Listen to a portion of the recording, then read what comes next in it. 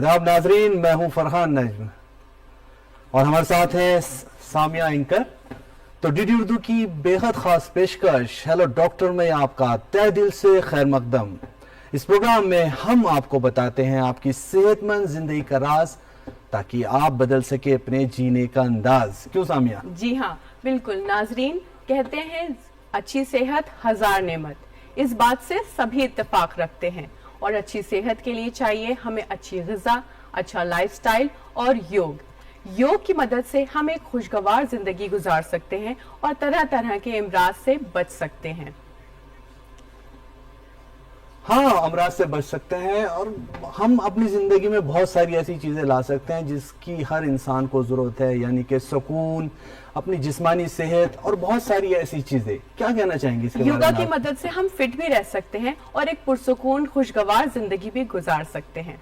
जैसा कि आप जानते हैं, हमारे इस प्रोग्राम में हम आपको हेल्थ से जुड़ी टिप्स देते हैं। तो आज का हमारा मौजू है योग।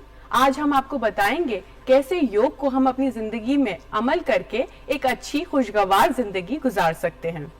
बिल्कुल बिल्कुल। और हमेशा की तरह हमारे इस प्रोग्राम में जैसे कि एक रिवायत है हमारी रिपोर्ट की, हम उस पर जाएंगे और आज हम बात करेंगे बहुत सारी ऐसी बातें जो आप भी सुनना चाहते हैं और अपनी जिंदगी में लाना चाहते हैं। वो है योग के बारे में, किस तरह से योग से आप अपनी सेहत बना सकते हैं, अपने जिस्मानी जो आपके वर्जिश है वो तो होगी, साथ में जो जहनी सुकून है जिसकी हर किसी को तलाश रहती है, योग के जरिए उसे भी बहुत ही आसानी से हासिल किया जा सकता है। हमारे माहिरीन भी यहाँ पर हैं, वो सब कुछ बताएंगे। और एक चीज और है, जो हमारा इस वक्त टोल फ्री नंबर हमारे स्क्रीन पर फ्लैश हो रहा है, आप उन पर डायरेक्ट फोन करके हमारे माहिरीन से बात कर सकते हैं, जो भी इल्म है उसमें इजाफा कर सकते हैं। लेकिन हमेशा की तरह अपने प्रोग्राम का आगाज करते हैं बहुत ही खास रिपोर्ट के साथ। मुलाहिजा फरमाइए।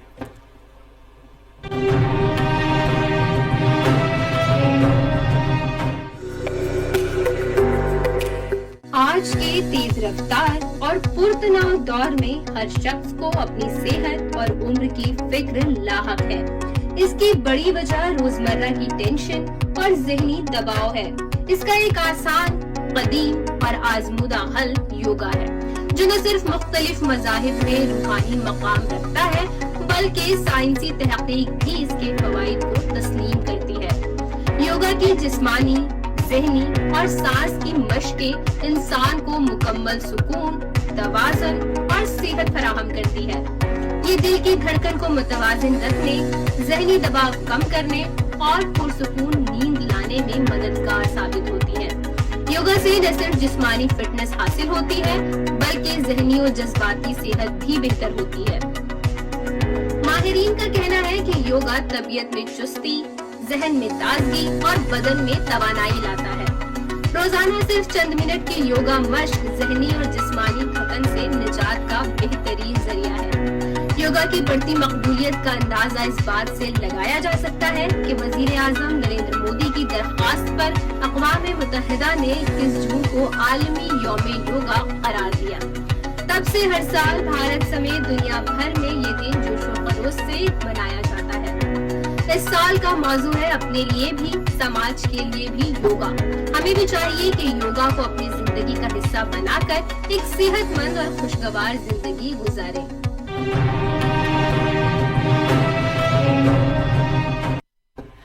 तो नाजरीन, आपने देखा कि कैसे हम योग को अपनी जिंदगी में अपनाकर एक खुशगवार सेहतमंद जिंदगी बना सकते हैं।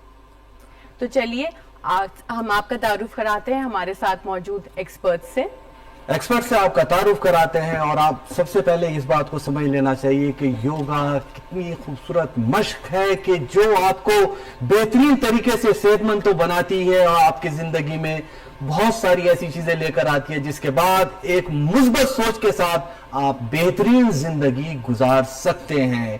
तो आज इस खास मौजू पर, इस जो सब्जेक्ट है योगा का, उस पर बात करने के लिए हमारे जो माहिरीन मौजूद हैं स्टूडियो में, आपका उनसे हम तारुफ करा देते हैं।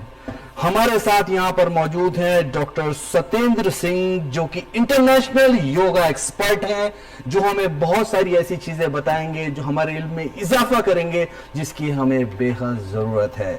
हमारे साथ मौजूद हैं मनमोहन योगी, जो कि वो भी योगा एक्सपर्ट हैं और इंटरनेशनल योगा एक्सपर्ट हैं। आप दोनों का मैं यहाँ पर खैर मकदम करता हूँ, वेलकम करता हूँ हमारे बेहद खास एपिसोड में, जो कि हेलो डॉक्टर का है। प्रोग्राम की शुरुआत मैं करूँगा डॉक्टर सत्येंद्र सिंह आपसे। आज के इस दौर में देखा जा रहा है जब हर इंसान एंजाइटी से परेशान है, डिप्रेशन से परेशान है और हर तरह से उसको, बल्कि मुख्तलिफ तरह से परेशानियां उसे घेर लेती हैं, तनाव उसे घेर लेता है। ऐसे वक्त में उसके इन हालात से जो योगा उसको आगे लेकर जाता है, बेहतर बनाता है, उसकी जिंदगी को ठीक बनाता है, वो किस तरह से है, क्या योगा का उसमें कंट्रीब्यूशन है और योगा किस तरह से वो अपनी जिंदगी में ला सकता है। डॉक्टर सत्येंद्र जी, मैं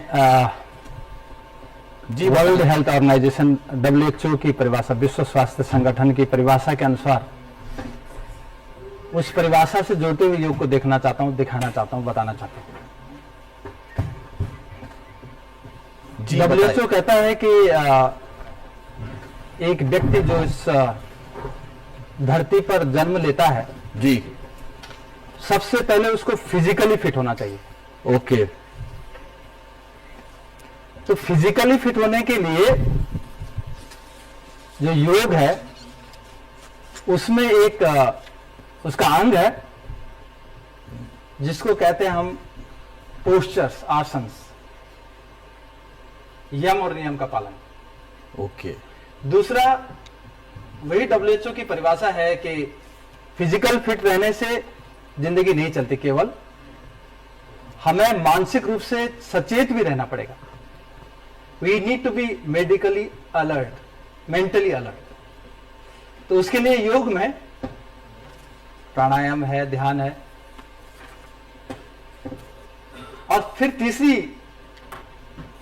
जो स्थिति है, जो सबसे महत्वपूर्ण है, जो अभी हमारे मित्र कह रहे थे कि लोग आज की तारीख में अपने जीवन को सब कुछ होते हुए भी सुकून के साथ, शांति के साथ, प्यार के साथ, बिना बीमारी के नहीं जी पा रहे हैं।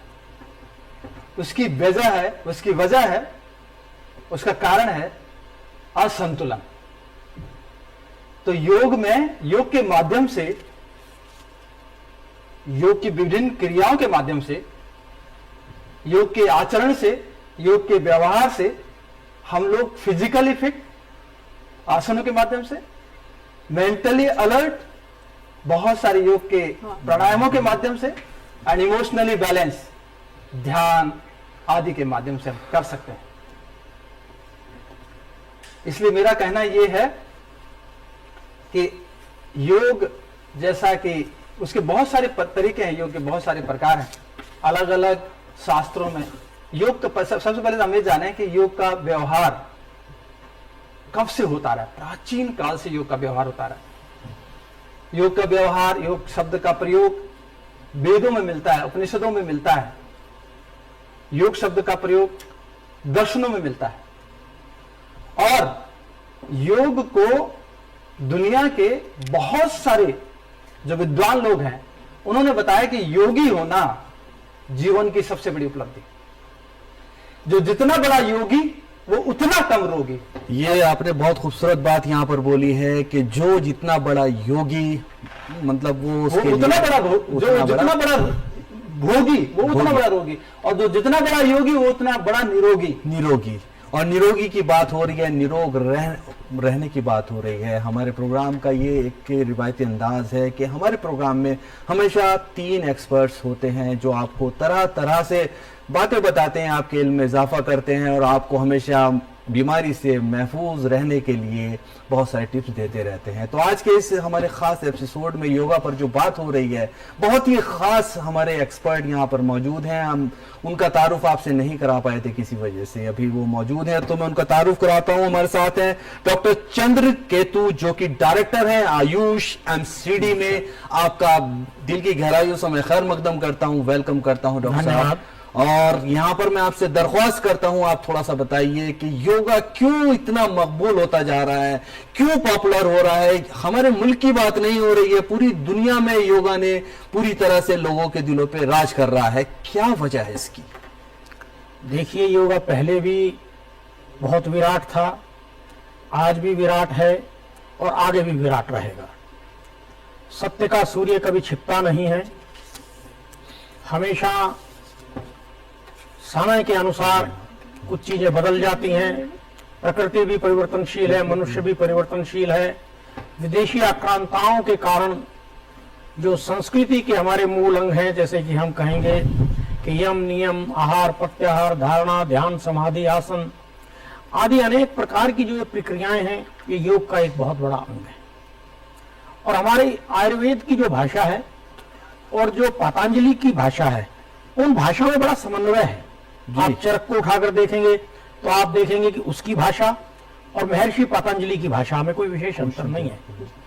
जैसा ये मुझसे पूर्व वक्ता बोल रहे थे कि जितना अधिक से अधिक व्यक्ति योग के करीब रहेगा, प्रकृति के करीब रहेगा, प्रकृति के साथ संतुलन बनाकर चलेगा, वह निरोगता का एक प्रतिबिंब कहलाएगा। और हमारे आयुर्वेद में भी कहा है कि सम दोषा समाग्निश्चय सम धातु मला क्रिया प्रसन्नात्मेन्द्रिय मना स्वास्थ्य। जब सम दोष, सम अग्नि, सम धातु, मनुष्य के जीवन की मला आदि क्रियाएं ये जब सब समान होंगी तो मनुष्य स्वस्थ रहेगा, और उसके लिए योग बहुत ही आवश्यक है। जितने भी प्रकार के प्राणी हैं वो किसी न किसी विशेष अवस्था में बैठते हैं, सोते हैं। तो हम इसको किसी एक चीज में सीमित नहीं कर सकते कि जितने भी हमारे योग और आसन हैं, हम उनको किसी प्रकार से 1, 2, 4, 5, 10, 100 की संज्ञा में नहीं वर्णित कर सकते। हम सीधा सीधा ये देखते हैं कि परमपिता परमात्मा ने जब सृष्टि का निर्माण किया, सबको अपने आसनों की स्वतंत्रता दी। आपने देखा होगा कि हमारे बहुत से आसनों के नाम कोई सिंहासन के नाम से है, कोई गुड़ासन के नाम से है। तो इस प्रकार पक्षियों से भी आप योग सीखते हैं, आप एक श्वान से भी योग सीखते हैं। तो योग जो है अपने आप में एक विराट था, है और रहेगा, क्योंकि यह सत्य का सूर्य है और सत्य का प्रतिबिंब है। ये विराट था, विराट है और विराट रहेगा और हमेशा रहेगा। लोगों में इसकी मकबूलियत हमेशा बढ़ती रहेगी, ये दिख नजर आ रहा है और ऐसा होगा, पूरी उम्मीद इसकी की जाती है। मेरा अगला सवाल मनमोहन जी आपसे है कि अक्सर ख्वातीन हमारी अपनी जिम्मेदारियों के चलते अपनी सेहत को नजरअंदाज कर बैठती हैं और तरह तरह की बीमारियों का शिकार हो जाती हैं। तो उनको अपने लाइफस्टाइल में, अपनी जिंदगी में क्या चेंजेस लाने चाहिए, क्या बदलाव लाने चाहिए जिससे वो एक सेहतमंद जिंदगी गुजार सकें और अपनी जिम्मेदारियों को भरपूर निभा सकें? ये महिलाओं की बात कर रहे हैं। ख्वातीन।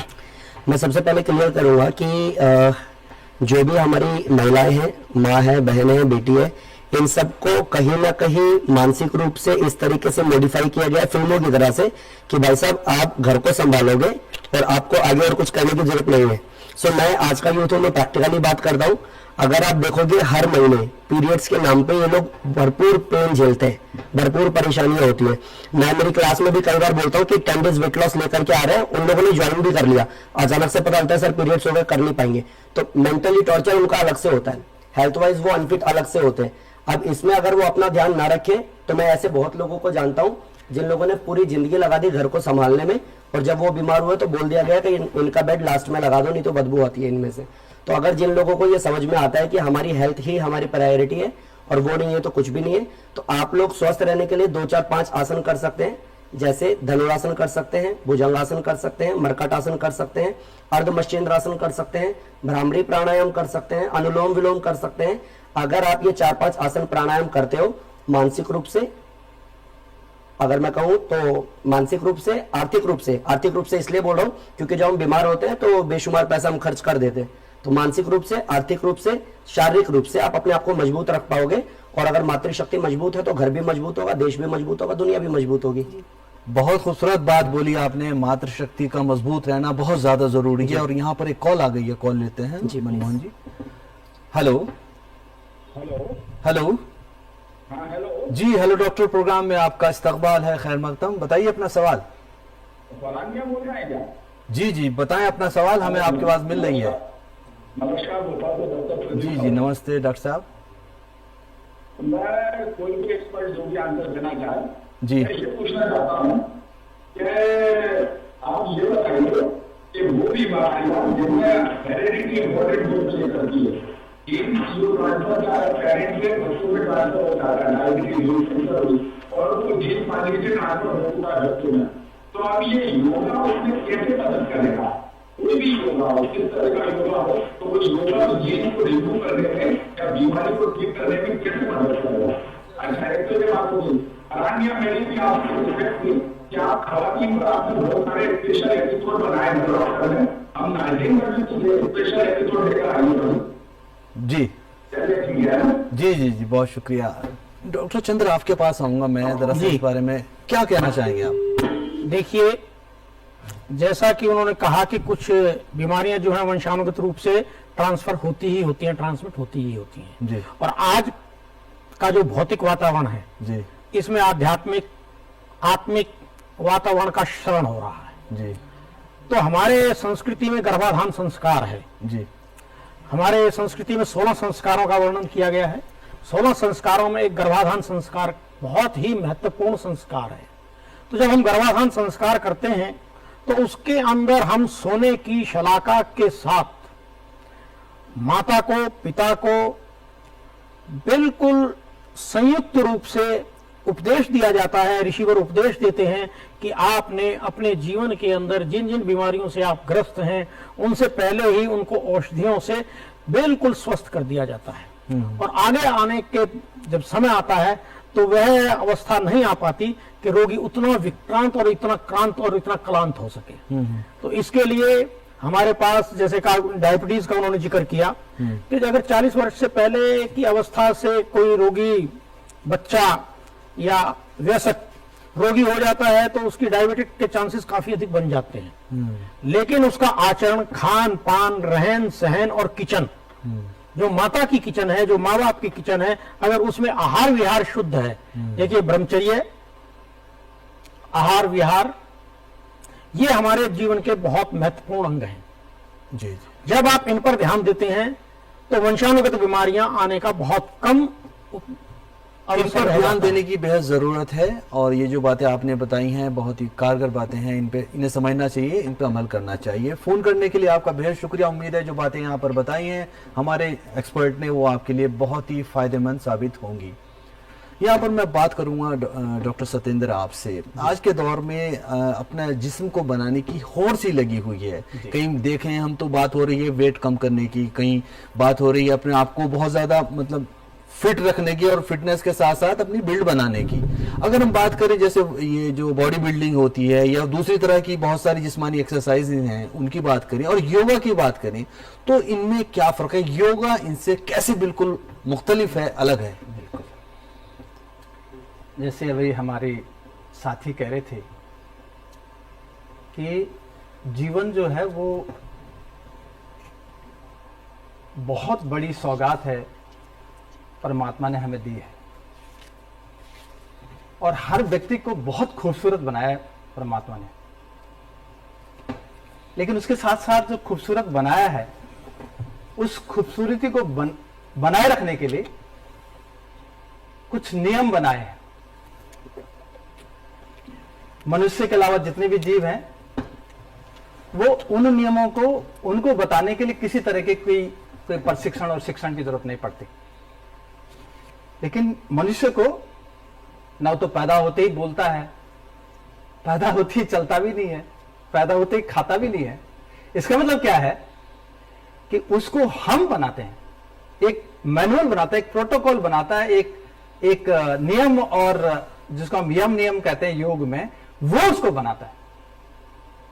कोई मनुष्य सुडौल कैसे होगा?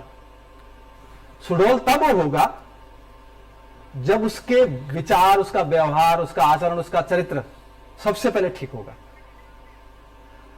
आचार व्यवहार, जैसे भी कहा गया था कि आयुर्वेद कहता है कि व्यक्ति का स्वस्थ होने का जो 3 मुख्य स्तंभ हैं, वो है आहार। जैसा अन्न वैसा तन, जैसा अन्न वैसा मन, और जैसा विचार वैसा व्यवहार, वैसा संस्कार, वैसा स्वरूप, वैसा रूप। तो जो व्यक्ति जो बच्चा बचपन से ही जो सवेरे जल्दी उठेगा, आप इस बात को ध्यान से सुनना जी। Early to bed early to rise making a man healthy wealthy and wise. हमने बचपन में पढ़ा था, उठो लाल अब आंखें खोलो, पानी लाई हाथ मुंह धो लो, बीती रात कमलदल फूले, उनके ऊपर भंवरे झूले, मेरे प्यारे अब मत सो, इतना सुंदर समय रखो। जो बच्चे, जो युवा, मैं तो युवाओं पे ही काम कर रहा हूं, योग और युवा पे काम कर रहा हूं। जो युवा प्रकृति के विधान के अनुसार चलेगा, जो युवा देश के संविधान के अनुसार चलेगा, जो युवा आत्मा के विधान के अनुसार चलेगा, वो स्वतः ही बहुत कम उम्र से 5 साल की उम्र तक, यह कहा जाता है कि 5 साल की उम्र तक बच्चे को ताड़ना चाहिए। ताड़येत पंचवर्षाणी, नहीं, लालन पालन करना चाहिए।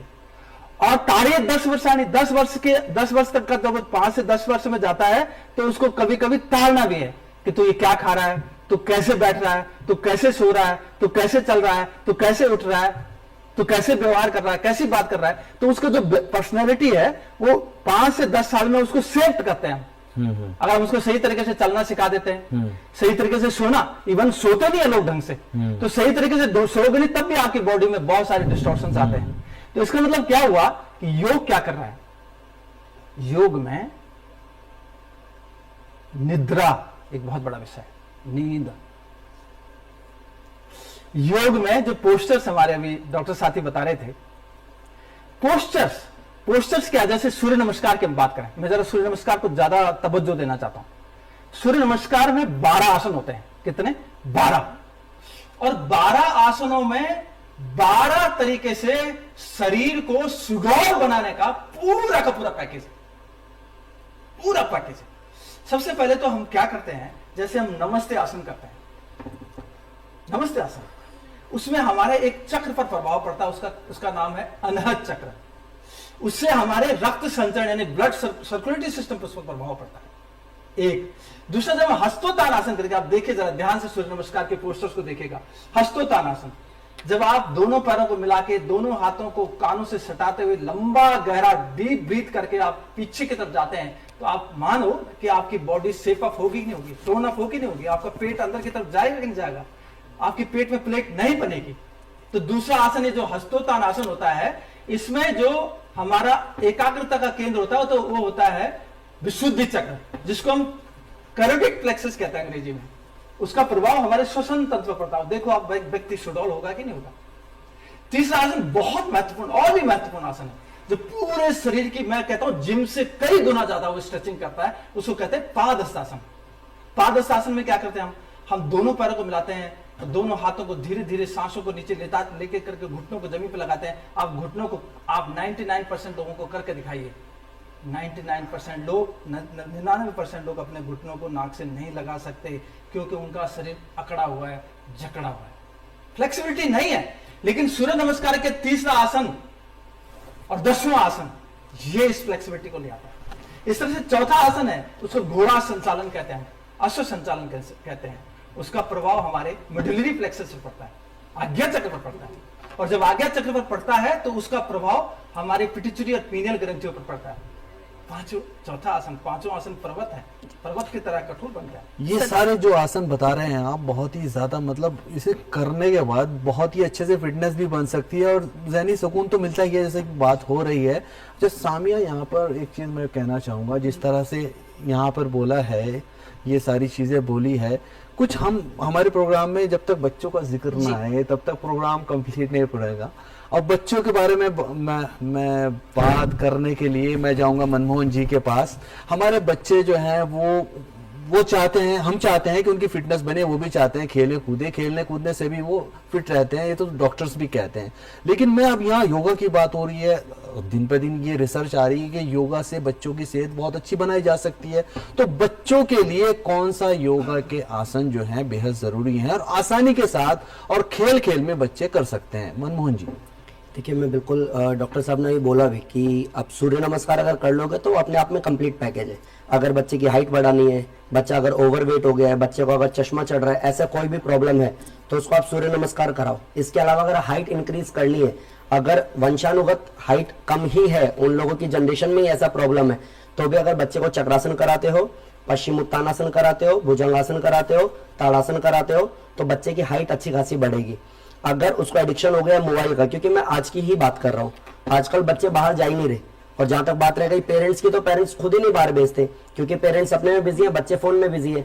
तो अगर एडिक्शन की बात करूं फोन से निकालने के लिए, तो बच्चे को कराओ उद्गीत प्राणायाम, ओम का उच्चारण। अगर ओम का उच्चारण करेगा तो ऐसी बहुत सारी रिसर्चेज हैं, स्टडीज हैं जो ये कहती हैं कि ओम के उच्चारण से हार्मोन सेल्स पे काम होता है, माइंडसेट पे काम होता है, पॉजिटिविटी पे काम होता है। कि लाइक बच्चे ने अगर पढ़ाई कर भी लिया तो एग्जाम में भूल गया, फायदा क्या हुआ? अब जब वो ओम का उच्चारण करेगा कम से कम 3 बार, 7 बार, 11 बार, 21 बार, जितना भी स्वतंत्र है, 5 मिनट भी करेगा तो भी चलेगा, वो अपने आप ही कहीं ना कहीं सेटल हो जाएगा। शारीरिक रूप से सूर्य नमस्कार और चक्रासन से, धनुरासन से, भुजंगासन से, पश्चिम उत्तान से मजबूत हो जाएगा। और अगर मानसिक रूप की बात करूं तो उद्गीत प्राणायाम से मजबूत हो जाएगा। और अगर हमारा बच्चा जब वो जवान होगा और वो स्वस्थ होगा, तो हमारी इकोनॉमी कभी भी मेडिकल साइंस में अपने आप को झोंकेगी नहीं, और देश वैसे भी तरक्की कर जाएगा। आपकी इसी बात को मैं आगे बढ़ाते हुए एक सवाल पूछना चाहूंगी कि बच्चों को, छोटे बच्चों को कब से अपनी जिंदगी में योग को शामिल कर लेना चाहिए? कौन सी उम्र है जब वो योग से रूबरू हो सबसे पहले, और वो सबसे ज्यादा फायदा उठा पाए उससे? मैंने जो पढ़ा है अपने गुरुओं से वो कुछ अलग है, जो मैंने बुक्स में पढ़ा है वो भी कुछ अलग है, लेकिन जो मैंने प्रैक्टिकली कराया है, तो मैंने 4 साल की उम्र से बच्चों को कराना शुरू करा है। और मेरे पास ऐसे बच्चे हैं जो नेशनल, इंटरनेशनल और वर्ल्ड रिकॉर्ड होल्डर भी है। सो ऐसी कोई एज नहीं है, जब बच्चा थोड़ा समझदार हो जाए। और कमाल की बात यह है, जिन लोगों को योग के बारे में नहीं पता उनको बता देता हूं, हम सब माँ की पेट में गर्भासन में थे, तो हम तो माँ के पेट से ही योग सीख कर के आए हैं। जब बच्चा पैदा होता है, जमीन पे आता है, तो वो कोबरा पोज करता ही है। अगर आपको अपना बचपना याद ना हो तो देख लेना, किसी बच्चे को सीधे लेट के अंगूठे को मुंह तक लेकर के जाता है, नाक पे लगाता है, एक पाद अंगुष्ठासन बच्चा करता ही है। तो जन्म से हम कर ही रहे हैं योग। लेकिन अगर फिर भी टाइम चाहिए कि बच्चा जब थोड़ा समझदार हो जाए, बोलने लगे, चलने लगे, उठने लगे, बैठने लगे, काम करने लगे, तो खेल खेल में तो एटलीस्ट शुरुआत तो कर ही सकता है। तो आपके कहने का मतलब है द अर्लियर द बेटर, जितनी जल्दी शुरुआत की जाए उतना बेहतर है। और इसमें मैं एक चीज ऐड ऑन करूंगा, जैसे मैंने कईयों को देखा है, भारत में ही देखा है, ये बोलते हैं कि नहीं नहीं बच्चों की हाइट रुक जाती है, ऐसा नहीं करना, वैसा नहीं करना। और ये एक कारण है जो दूसरे देश, छोटे बच्चे जिस एज में हम बच्चों को मोबाइल देके बिजी रखते हैं, उस एज में हम दूसरे देश के बच्चों को देखते हैं वो मेडल जीतते हैं, और वो कम एज में करियर बना लेते हैं। और ऐसा भी टाइम आता है कि ओलंपिक में एक इंसान 10-10 गोल्ड मेडल जीत रहा है। तो अगर बच्चों की परवरिश हम योग के साथ लेकर के चलते हैं, योग से बना हुआ बच्चा, मेरे गुरुजी हमेशा कहते हैं कि पहला जन्म माँ की कोख से होता है और दूसरा जन्म योग से होता है। तो अगर योग से बना हुआ बच्चा जब वो बड़ा होगा, वो करप्ट नहीं होगा, वो बीमार नहीं होगा, वो दूषित नहीं होगा, और ऐसा इंसान जब देश संभालेगा तो देश तरक्की जरूर करेगा। बिल्कुल, बहुत खूब। मेरा अगला सवाल चंद्रकेतु जी आपसे है। जी, मैं ये जानना चाहूंगी कि नफ्सियाती यानी कि साइकोलॉजिकल प्रॉब्लम्स आजकल बहुत कॉमन हो गई हैं। हमारा लाइफस्टाइल ऐसा है, हमारा खान पान ऐसा है, और कोविड के बाद से इतना एक्सपोजर हो गया है, स्क्रीन पे, लैपटॉप पे वर्क फ्रॉम होम कर रहे हैं, तो लोग जिस्मानी के साथ साथ नफ्सियाती, साइकोलॉजिकल प्रॉब्लम्स जो है उस पर भी डिस्टर्ब हो गए हैं। तो उसको फिक्स करने के लिए, उसको सही करने के लिए और अपनी हालात को बेहतर बनाने के लिए क्या करना चाहिए सबको?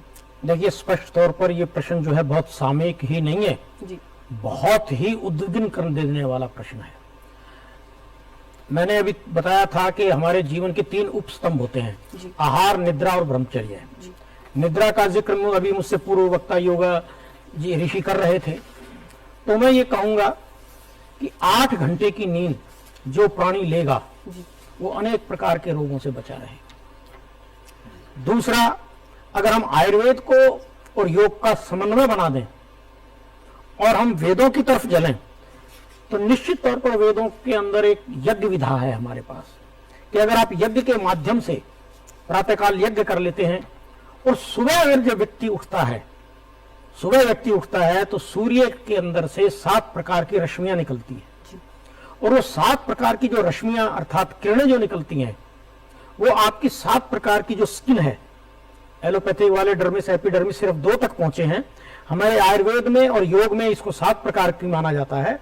तो जब 7 प्रकार की रश्मियां 7 प्रकार की हमारी स्किन में पेनिट्रेट करती हैं, तो उसके अंदर से एक ऊर्जा प्रवाहित होने लगती है, और वो प्रवाहित ऊर्जा मनुष्य के मानसिक स्तर को बहुत ही ऊंचा ले जाती है। और हमारे वेदों में स्पष्ट तौर पर यह लिखा है, हमारे आयुर्वेद में ये लिखा है कि आप अगर प्रातःकाल उठ जाते हैं, और प्रातःकाल के मंत्र भी दिए हैं कि ओम प्रातः अर्गणिम प्रातः इंद्रम हवामहे प्रातमित्रापंत्र। तो इस प्रकार के ये जो मंत्र हैं, ये मंत्र अपने आप में एक शक्ति देते हैं। और मंत्र शक्ति के साथ मनुष्य जब सुबह के समय प्रातःकाल 4 बजे 5 बजे जब वो उठता है तो निश्चित तौर पर आप अपने जो रोगों का वातावरण है उनसे दूर जाता है। अच्छा, यहाँ पर आपने बहुत सी सही चीज़ें बताई हैं। अब सत्येंद्र जी आपके पास मैं यहाँ पर आना चाहूँगा। अब ये जो योगा का वक्त चल रहा है, हर कोई योगा कर रहा है, हम भी करते हैं और सभी लोग करते हैं। ये अभी इंटरनेशनल जो डे ऑफ योगा का आ रहा है, सब लोग काफ़ी एक्साइटेड हैं इसको लेकर। लेकिन अब मैं ये आपसे रिक्वेस्ट करूँगा, थोड़ा सा आप ये बताइए कि योगा का ये जो वक्त है, सब लोग योगा कर रहे हैं, अच्छी बात है, तो योगा का वो नजरिया कि योगा कितना फायदेमंद है। ये ना है कि हम मतलब इसी वक्त करते रह जाएं और कुछ दिनों बाद छोड़ दें। हमें क्यों पूरे साल योगा को अपनी जिंदगी में रखना चाहिए और करना चाहिए, इसकी क्या वजह है? जी, हम पूरी दुनिया के जितने भी लोग इस धरती पर जन्म लेते हैं जी, अगर आप उनसे पूछोगे तो हर कोई चाहता है कि मेरा जीवन मेरे अनुकूल चले। किसी से पूछ लो आप, जी, हर कोई अपने अनुकूल अपना जीवन जीना चाहता है। और कोई भी ये नहीं चाहता कि प्रतिकूल कोई चीज मेरे आए। कोई भी सम्मान में जीना चाहता है, अपमान में कोई नहीं जीना चाहता। कोई भी लाभ में जीना चाहता है, हानि में कोई नहीं जीना चाहता है। कोई भी दुख में नहीं जीना चाहता, सुख में जीना चाहता है। जी, कोई सिद्धि में जीना चाहता है, असिद्धि में कोई नहीं जीना चाहता। इसका मतलब ये हुआ कि जब से हम जन्म लेते हैं, जब तक इस धरती पर रहेंगे, हमें क्या कभी ज्यादा स्वास्थ्य की जरूरत है, कभी कम स्वास्थ्य की जरूरत है? ऐसा कभी होगा? जब से हम जन्म लेते हैं, जब तक हम इस धरती पर रहते हैं, बचपन से लेकर बुढ़ापे तक, हमें हमेशा स्वस्थ रहने की, नितांत स्वस्थ रहने की आवश्यकता पड़ती है। बिल्कुल। और हम केवल अपने लिए जिम्मेदार नहीं। अगर मैं किसी घर का एक सदस्य हूं या घर का कोई मुखिया हूं, किसी संस्था का सदस्य हूं या मुखिया हूं, किसी देश राष्ट्र का सदस्य हूं या मुखिया हूं, अगर मैं शारीरिक रूप से स्वस्थ नहीं होऊंगा, अगर मेरे हाथ पैर नाक आंख कान दिमाग जिसमें इंद्रियां, मेरे कर्मेंद्रिय और ज्ञान इंद्रियां काम नहीं करेंगे ढंग से, तो मैं क्या सेवा कर पाऊंगा अपनी? जी, क्या सेवा कर पाऊंगा परिवार की? क्या सेवा कर पाऊंगा देश की? जी, तो इसलिए योग एक्चुअली क्या है, योग को एक दृष्टि के, एक अच्छी दृष्टि के रूप में देखने का जो काम आज की तारीख में हुआ है, मैं अपने देश के प्रति गौरव का अनुभव करता हूं। जी, बिल्कुल। कि हमारे देश में हमारे माननीय प्रधानमंत्री जी और कई जितने भी देश के जो बुद्धिजीवी लोग हैं, उनकी बहुत लंबी और गहरी सोच है कि उन्होंने देखा कि आने वाला समय की ओर तो जा रहे हैं, लेकिन विज्ञान कहीं ना कहीं हमारे जीवन को डुप्लीकेट बना रहा है। आज की तारीख में आप देखो कि आपके हर काम के लिए मशीन बन गई है। अगर आप आटा गूंथते थे घर के अंदर जी, तो आपके हाथों का एक्यूप्रेशर होता था। आप चक्की चलाते थे तो आपका एक्यूप्रेशर होता था। आप साइकिल चलाते हो तो आपका एक्यूप्रेशर एक्यूपंक्चर होता है। तो इसलिए क्या हो गया है, योग हमें क्या करता है, योग हमें यह बता रहा है कि देखो आपका जीवन केवल और केवल अनुशासन से ही चलेगा। आपको प्राण को औषधि बनाना ही पड़ेगा। जब हम भोजन, देखिए आप, भोजन के बिना आदमी बहुत दिनों तक जिंदा रह सकता है, बहुत दिनों तक। कभी कभी देखा होगा जो लोग भूख हड़ताल में जाते हैं, उनको पता होता है, उनको मालूम है कि 1 महीने 2 महीने 3 महीने तक अगर आदमी के सारे ऑर्गन्स काम करते हैं तो काफी दिनों तक बिना भोजन के रह सकता है। लेकिन आप बताओ बिना पानी के कितने दिन तक जिंदा रह सकता है? 3 या 4 दिन से ज्यादा नहीं। लेकिन बिना सांसों के आप इमेजिन करो, कल्पना करो, बिना सांस के 1 मिनट भी नहीं, 1 मिनट भी नहीं। इसका मतलब क्या हुआ कि सबसे महत्वपूर्ण चीज क्या है? सांसें। और योग में जो प्राण योग है, जो प्राणायाम है, प्राण से प्राण का उपचार करना। यदि आप प्राणायाम को पूरी दुनिया ने समझ लिया, समझ रहे हैं लोग, प्राणायाम प्राण को समझ लिया, उनको पता है कि अगर मैं भ्रामरी प्राणायाम करूंगा तो ये जो अनिद्रा की प्रॉब्लम, जो डिप्रेशन की, तनाव की, चिंता की, बेचैनी की, रिश्तों के बिगड़ने की, घर के संबंधों के खराब होने की जो स्थिति पैदा हो रही है, क्योंकि आदमी चिड़चिड़ा हो गया। चिड़चिड़ा इसलिए नहीं हो रहा है कि वो दिन ऐसे गुजारता है कि उसको रात को नींद अच्छी नहीं आती, और वो रात ऐसे गुजारता है कि सवेरे मुंह दिखाने के लायक नहीं रहता। तो दिन ऐसा गुजारो कि रात को नींद अच्छी आए और रात ऐसे गुजारे तो सवेरे मुंह दिखाने के लायक। कुल मिला के अब युवा को अपनी जिंदगी में लेकर आइए, चाहे ये नींद आने की परेशानी हो, डिप्रेशन हो, या बहुत सारी जो मुख्तलिफ परेशानियां हैं, आपकी जिंदगी से हमेशा के लिए खत्म हो जाएंगी। सामिया, ऐसा मैं सोचता मेरा हूं। इसी बात से एक इत्तेफाक रखते हुए अगला सवाल है, हमने सबके बारे में बात कर ली, बच्चों के बारे में बात कर ली और नौजवानों के बारे में बात कर ली, ख्वातीन के बारे में भी बात कर ली, बट एक जो थोड़े बुजुर्ग हैं लोग हमारे माशरे में, हमारे साथ जो बुजुर्ग रहते हैं, जाहिर सी बात है सबसे ज्यादा परेशानियों का सामना उन्हें ही करना पड़ता है। उनकी जिंदगी डे टू डे लाइफ जो होती है, उनकी हर वक्त की जिंदगी थोड़ी मुश्किल होती है। किसी की कमर में दर्द है, किसी की घुटनों में तकलीफ है, और सारे मर्ज भी होते हैं, ज्यादातर कोई ब्लड प्रेशर की बीमारी से परेशान है। तो उनको अपनी हड्डियों के लिए, अपने आप को बेसिक, अपनी जिंदगी को बेहतर बनाने के लिए क्या योगा उनको मदद कर सकता है? मनमोहन जी, मेरा सवाल आपसे। ठीक है, सबसे पहले यह समझना पड़ेगा कि योग की एक डेफिनेशन है अथ योगानुशासनम। अनुशासन मतलब योग। अगर डिसिप्लिन है तो आप किसी भी एज में, किसी भी उम्र में वापस से स्वस्थ हो सकते हो। और मैं हमेशा कहता हूं कि मेरे संकल्प में कोई विकल्प नहीं होता है, और संकल्प यह है कि जब तक जिएंगे स्वस्थ जिएंगे, जब जाएंगे तो स्वस्थ जाएंगे।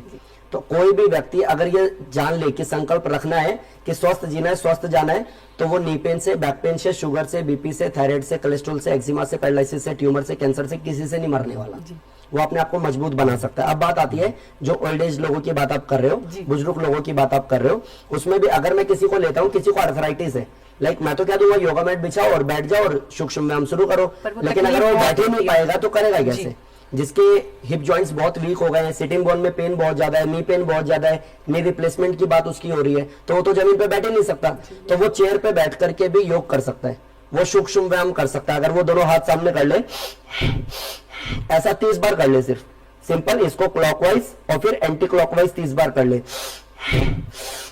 सेम 30 बार कर ले, तो उसका अपर बॉडी का ज्वाइंट आराम से खुल जाएगा।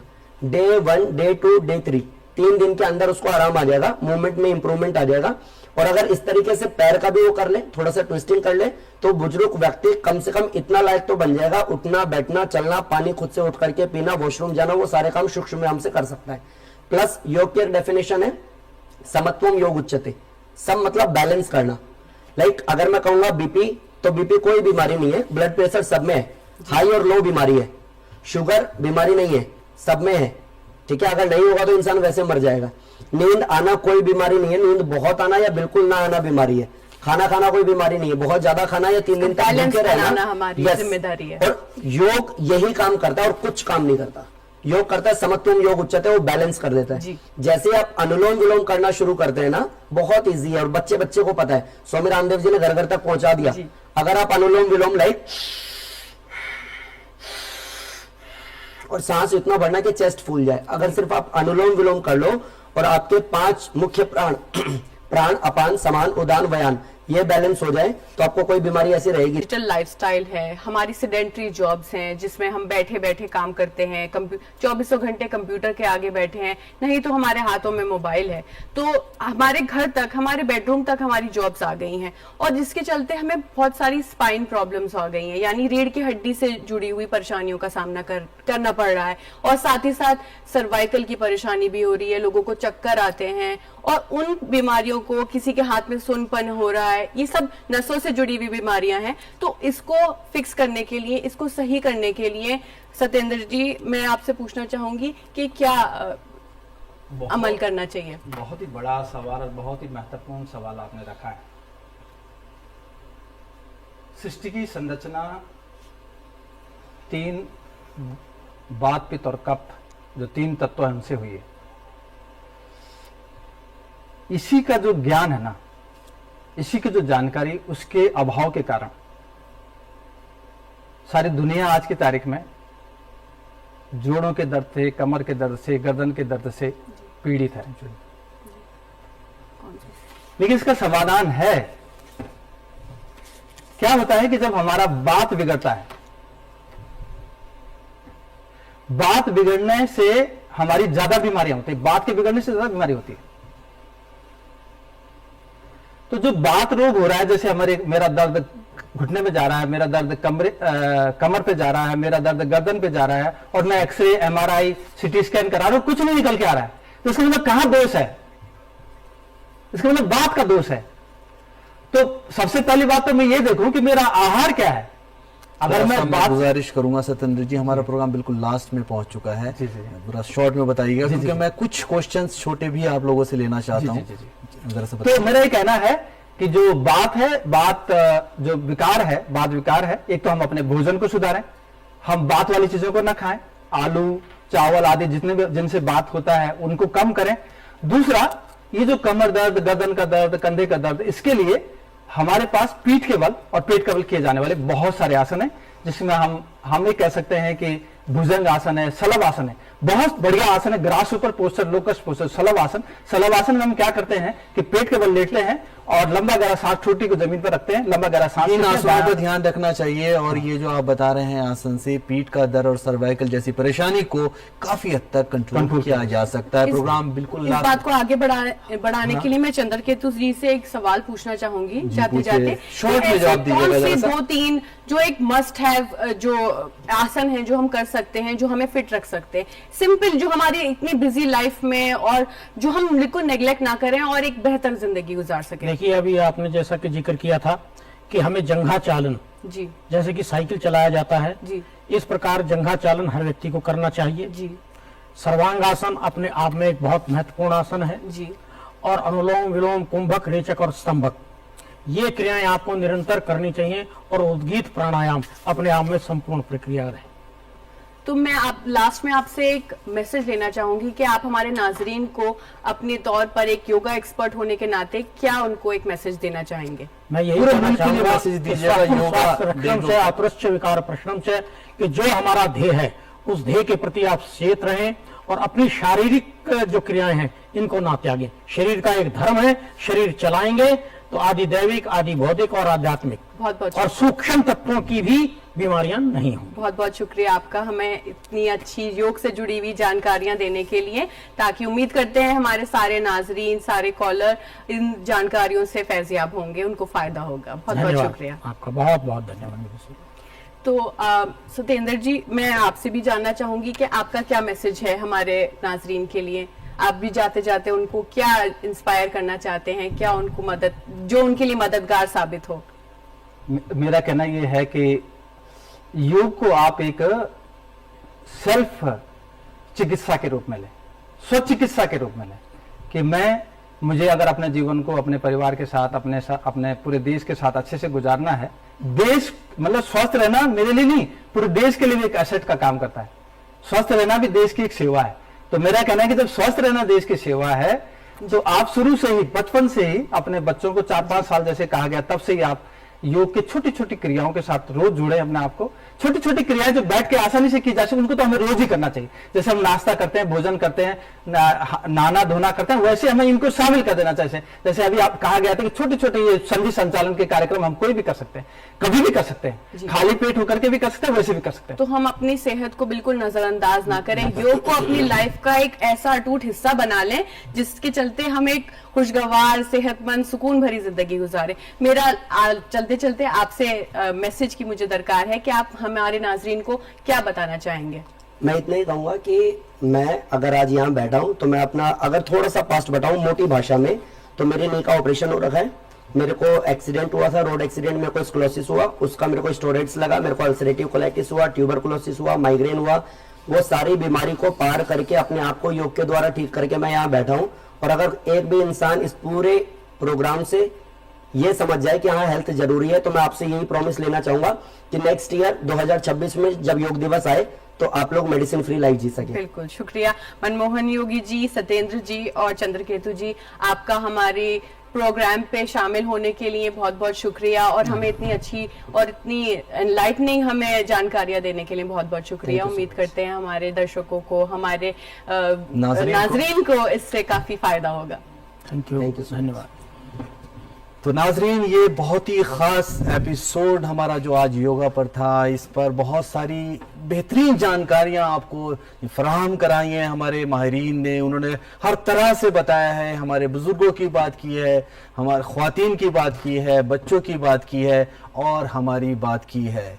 आपकी मोहब्बत, आपका प्यार इसी तरह से हमें मिलता रहे, ये हमारी दरख्वास्त है आपसे। और जैसे कि हमारी ये आईडी इस वक्त फ्लैश हो रही है इस वक्त स्क्रीन पर, ये हम बार बार आपसे कहते हैं, जो आपका जो सजेशन है, आपके जो मशवरे हैं, वो हमारे लिए बहुत कीमती हैं। ये भेजते रहिए हमारे पास। और क्या कहना चाहेंगी सामिया? मैं ये कहना चाहूंगी कि योग की मदद से हम अपनी माइंड, बॉडी, सोल यानी कि अपने जिस्म, अपने दिमाग और अपनी रूह को एक रोह के बीच एक दरमियान एक पुल कायम कर सकते हैं और एक खुशगवार सुकून भरी जिंदगी गुजार सकते हैं। आप हमें और एक चीज और मैं बार बार कहता हूं, हमारे इस प्रोग्राम में, जो ये प्रोग्राम है हमारा यूट्यूब पर अपलोड हो जाता है, आप ये प्रोग्राम यूट्यूब पर भी देख सकते हैं। और एक दरख्वास्त और है हमारी कि जो ये कल सुबह 9:30 बजे ये प्रोग्राम दोबारा फिर टेलीकास्ट होता है, अगर आप चाहें तो वहां पर भी देख सकते हैं और अपने इल्म में इजाफा कर सकते हैं। अच्छा सामिया, हमारे प्रोग्राम का एक रिवायत और है कि हम अपने जो हमारा नेक्स्ट टॉपिक चलते चलते हम अपने अगले उसके बारे में एपिसोड के बताना बारे में बहुत जरूरी है बताएं अपने जो नाजरीन हैं हमारे प्रोग्राम देखने वाले। तो अब आप बताइए कि कि हमारा हमारे नेक्स्ट टॉपिक क्या है। नेक्स्ट एपिसोड का मौजू है international day against drug abuse and illicit trafficking, जहां हम बात करेंगे ड्रग अब्यूज की और उससे कैसे जूझा जाए, उसको कैसे रोकथाम की जाए, उसका कैसे इलाज किया जाए और जो उनसे परेशान लोग हैं उनकी बहाली के लिए हम बात करेंगे। बिल्कुल, ये प्रोग्राम बहुत ही हमारा कीमती प्रोग्राम होगा, हर प्रोग्राम की तरह इसे जरूर देखिएगा। और ये जो बहुत ही बड़ा अभिशाप है ये ड्रग्स को लेकर, इसे खत्म कर दीजिएगा। बहुत ही कारगर एपिसोड होगा सभी के लिए। और आपको छोड़ के जा रहे हैं टिप ऑफ द वीक के साथ। देखिए हमारा प्रोग्राम। फिलहाल के लिए मुझे, फरहान को और सामिया को दीजिए इजाजत। उम्मीद करती हूँ आपको हमारा आज का ये प्रोग्राम पसंद आया होगा और आज से मिली जानकारियों से आप फैज़याब भी होंगे। हमें दीजिए इजाजत। आदाब। आदाब। योगा हमेशा खाने के कम से कम 2 घंटे बाद करें। अगर कोई आसन तकलीफ दे तो फौरन रुक जाएं, जिस्म पर जोर ना डालें। ऐसा लिबास पहने जिसमें जिस्म आसानी से हरकत कर सके। खासकर शुरू में किसी योगा इंस्ट्रक्टर से रहनुमाई लेना बेहतर है। योगा नींद को बेहतर बनाता है और बेख्वाबी से निजात देता है।